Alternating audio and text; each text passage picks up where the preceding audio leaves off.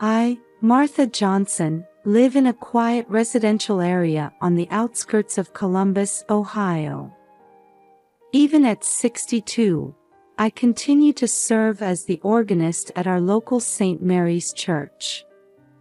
On Sunday mornings, it's my routine to greet neighbors on my way to church. Good morning, Martha. Looking forward to your lovely playing today, Ellen Cooper from next door calls out. Thank you, Ellen. I've prepared something special for today, I reply with an inward smile. Music is my life, and playing at church is a precious bond with the people in this town. When I return home, my daughter Sarah, 35, is preparing breakfast in the kitchen. Welcome back, Mom. How was your performance today? Sarah asks. It went very well. Everyone seemed to enjoy it, I answer, looking around for my grandson Tommy, 8. Is Tommy still sleeping? Yes, he was practicing piano late last night, Sarah replies. Indeed, Tommy is our family's treasure. Despite losing his sight in an accident at the age of 2, he possesses an astonishing musical talent. Every time I hear his piano playing, my heart fills with warmth. Sarah's husband, John, 37, comes down the stairs. Good morning, everyone. Martha, how was your performance today? It was wonderful, John, I reply, watching the happy faces of my family.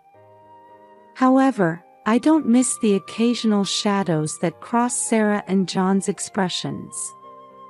Are they remembering Tommy's accident? At breakfast time, Tommy finally wakes up. Good morning, Grandma, he smiles at me. His smile is as bright as the sun, lighting up the whole room. Good morning, Tommy. How was your piano practice yesterday? I ask, and Tommy's face lights up. It was great. I can play the new piece much better now, he answers happily. Our daily lives revolve around Tommy's music.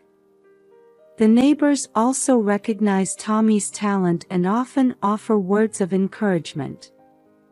Just the other day, when I met Mrs. Richardson at the supermarket, she said, Martha, I'm looking forward to Tommy's recital. That child's talent is truly special. Indeed, Tommy's talent is special. But more than that, what I'm proud of is his positive attitude and willingness to work hard. Despite losing his sight, he never gives up and puts his all into music. This attitude gives courage and hope not only to our family but to the people in this community. At night, the sound of Tommy playing the piano echoes throughout the house. As I listen to the beautiful melody, I think about his future. Surely, a wonderful life awaits him. Believing this, I vow to continue supporting him. On Tommy's 5th birthday, our family prepared a special gift. We had the old upright piano in the living room professionally tuned.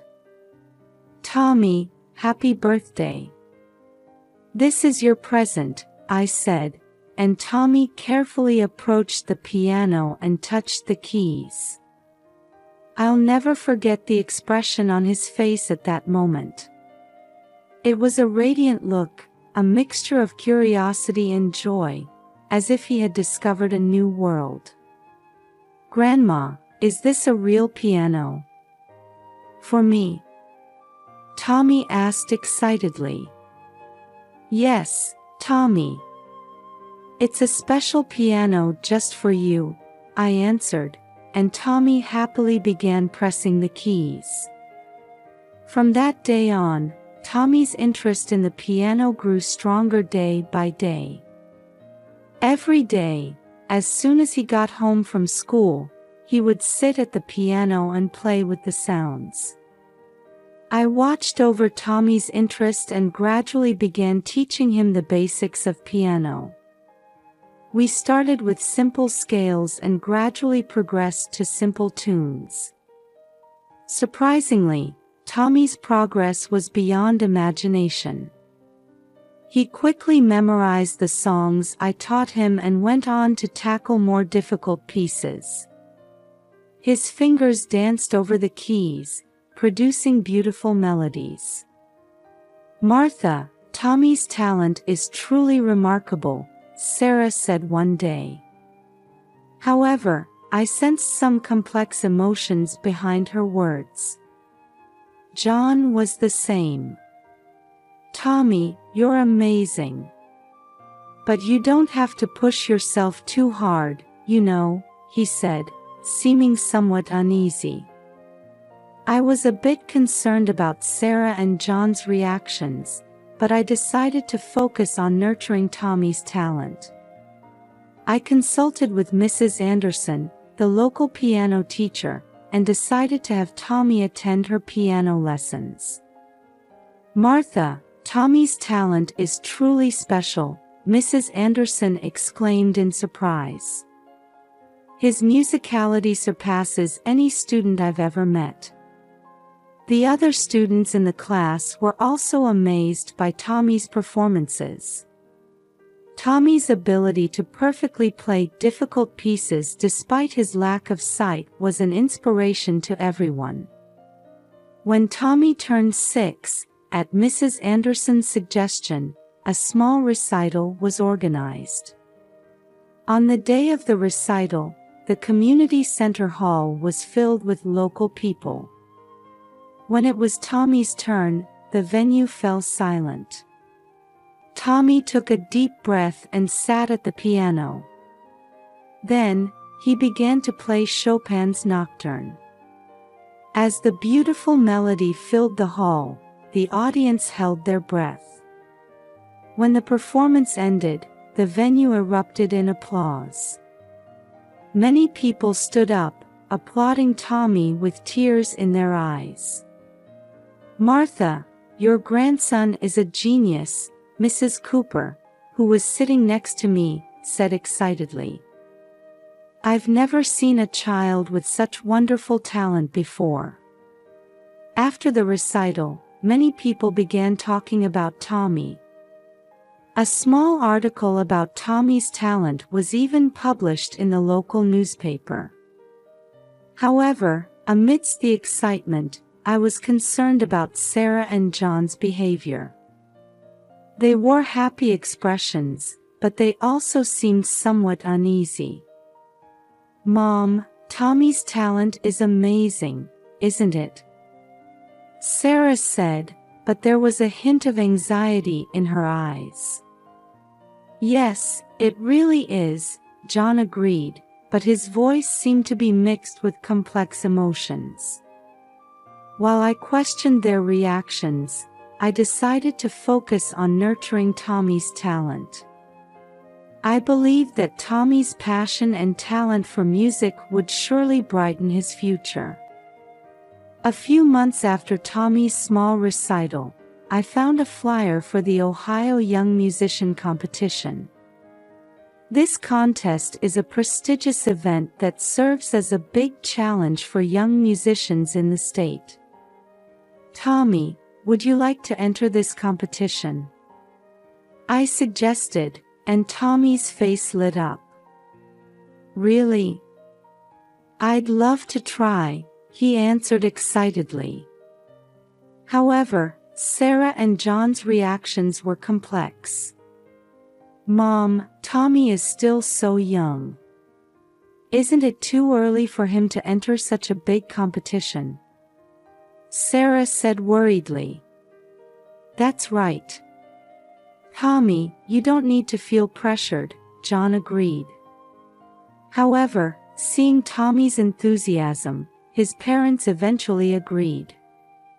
And so, we began preparing for the competition.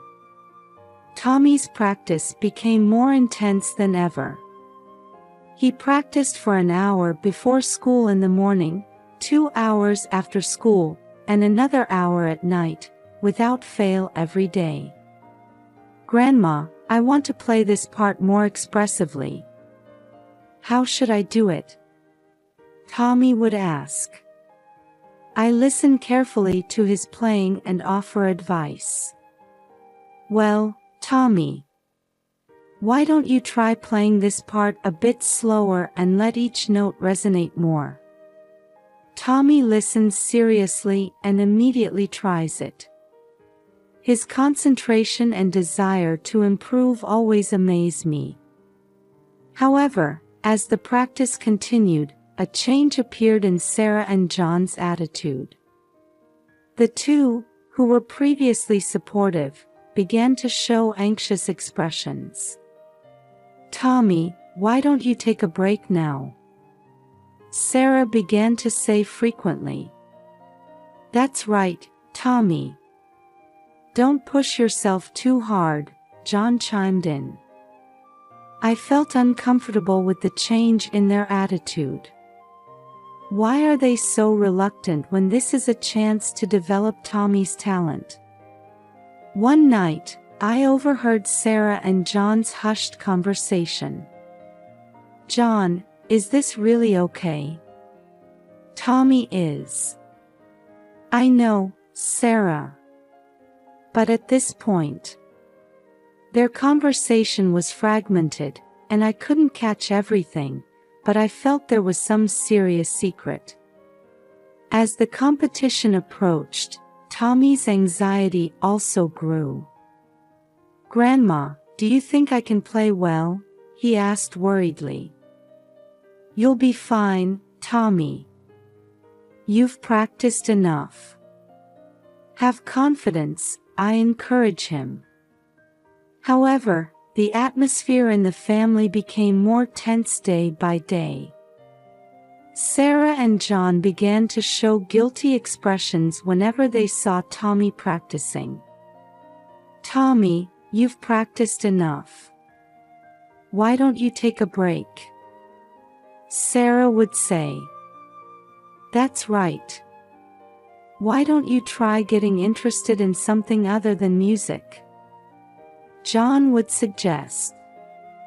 Tommy looked confused. "But I like the piano. I want to enter the competition." I didn't understand the cause of this family tension. Why can't they wholeheartedly rejoice in their son's great success? Are they hiding something? On the night before the competition, we had dinner as a family.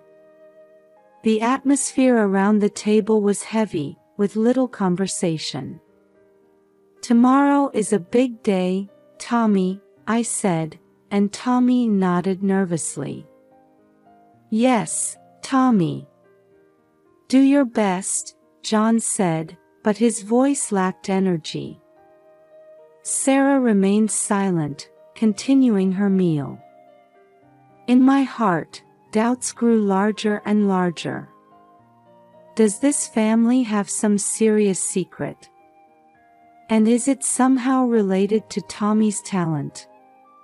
When we got home, I made up my mind.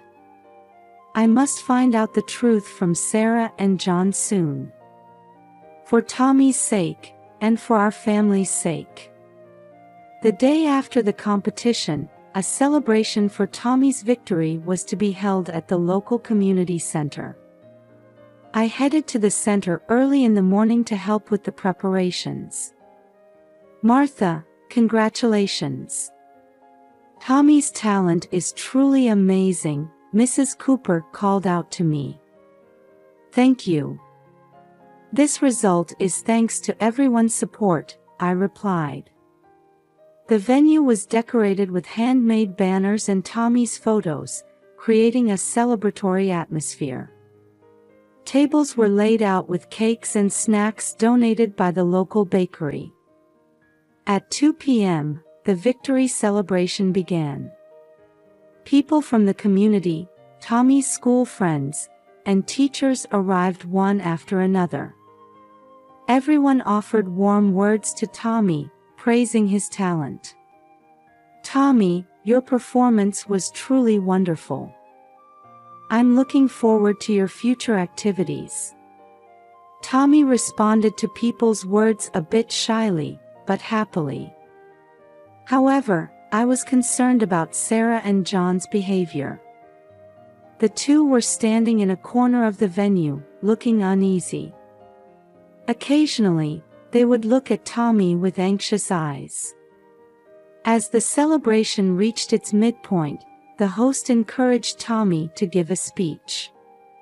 "Now, let's hear a few words from our winner, Tommy." As the venue fell silent, Tommy stood in front of the microphone. He took a deep breath and began to speak. "Everyone, thank you for coming today. I'm truly happy about this victory." Tommy paused for a moment, and then continued with unexpected words. "But there's something I need to tell you all. Actually, the reason I became blind." Tension ran through the venue. I could see Sarah and John's faces turning pale. Actually, it wasn't an accident. My parents intentionally. The sudden confession threw the venue into chaos. People raised voices of surprise, looking at each other. My parents deliberately injured my eyes to make me famous. Tommy's words plunged the venue into complete confusion. People raised voices of anger and surprise, and some even began to cry. I was in a state of shock, looking at Sarah and John. The two were pale-faced and trembling. Suddenly, Sarah cried out, "No. That's not." However, her words were drowned out by the commotion in the venue. The next moment, I saw Sarah and John running towards the exit of the venue. Instinctively, I stood in their way. "Wait. Running away won't solve anything." At my voice, the two stopped. Sarah collapsed in tears, and John stood dazed. At that time, someone seemed to have called the police, as the sound of sirens could be heard. The police arrived and began to assess the situation. The officers are trying to calm the chaotic venue. "Everyone, please calm down. We'll hear the details of the situation," a police officer raised his voice. Tommy quietly approached the police officer and began to tell his story. Sarah and John, accompanied by another police officer, are being questioned in a corner of the venue. I stood by Tommy's side and put my arm around his shoulders. "It's okay, Tommy. No one will hurt you anymore." Tommy nodded slightly and leaned against me. A heavy atmosphere hangs over the venue. People are watching the development of the situation with expressions mixing surprise, sadness, and anger. Mrs. Cooper approached me. "Martha, it must have been hard. Is there anything I can do to help?" "Thank you. For now, I just want to stay by Tommy's side," I answered. The police decided to take Sarah and John to the station. As the two got into the police vehicle, I watched with complex emotions. Anger, sadness, and a strange emptiness fill my heart. The victory celebration ended in a way no one had expected. People quietly left the venue, but with great shock. I hugged Tommy and began preparing to go home. The days ahead will certainly not be easy. However, Now that the truth has come to light, we must take a new step forward. What will Tommy's brave confession bring to our family? The answer is not yet visible. I only clearly decided in my heart to continue protecting and supporting Tommy. Several days have passed since the victory celebration, and a full-scale police investigation has begun. Tommy and I have visited the police station several times to respond to inquiries. Why did you stay silent until now? When the detective asked Tommy, he answered in a small voice, "My parents threatened that if I talked, they would put me in an institution. But after winning the competition, I gained confidence. I thought I didn't need to hide anymore." Hearing these words, my heart ached. At the same time, I felt deep respect for Tommy's courage. Sarah and John were arrested and charged with child abuse. Their goal was to present Tommy as a child prodigy pianist with a disability and gain financial benefits. Knowing this fact, I felt my chest would burst with anger and sadness. The local community showed surprisingly strong support. Many people are trying to help Tommy, offering free counseling and legal assistance.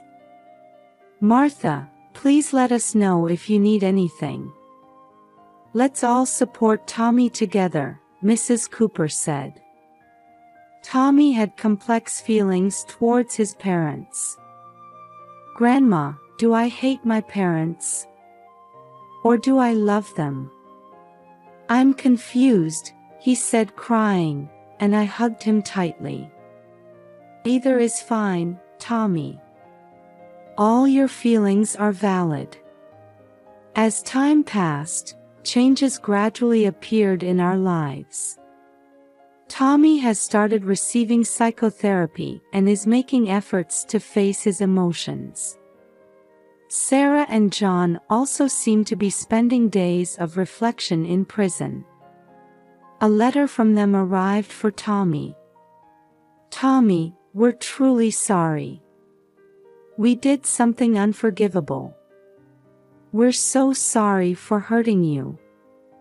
Tommy read the letter over and over, and it seemed that feelings of forgiveness towards his parents were slowly growing. "Grandma, I want to go see Dad and Mom someday," Tommy said, and I felt his growth. Sarah and John are also earnestly working on rehabilitation programs while serving their sentences. I received a report from their lawyer that the two are sincerely repentant and want to engage in community service activities after their release. We are now exploring a new form of family. Tommy and I, and hopefully in the future including the rehabilitated Sarah and John, are hoping to build new bonds. "Tommy, your life from now on will surely be wonderful. Your music should give hope to many people," I said to Tommy. Tommy answered with a bright smile, "Yes, Grandma. I'll do my best. I want to make people happy with my music." Having overcome this hardship, our family has become stronger. Tommy's talent and courage, and the warm support of the people around us. All of these are our hope for the future. The road ahead will certainly not be smooth.